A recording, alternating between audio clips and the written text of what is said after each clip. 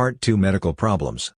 Welcome to the lesson of breathing problems. In this video we will discuss cause and signs of breathing problems as well as techniques for using an inhaler.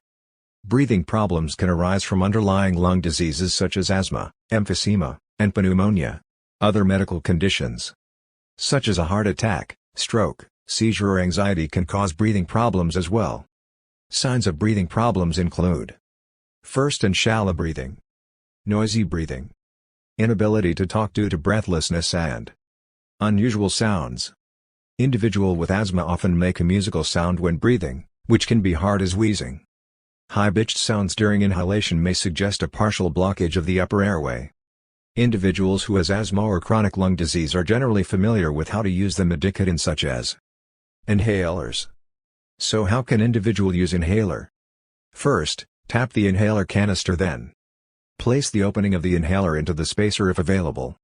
Next, instruct to fully exhale. Place the spacer or inhaler into the mouth simultaneously. Have them inhale slowly and deeply while pressing down on the top of the inhaler canister. Instruct to hold their breath for 10 seconds, if possible.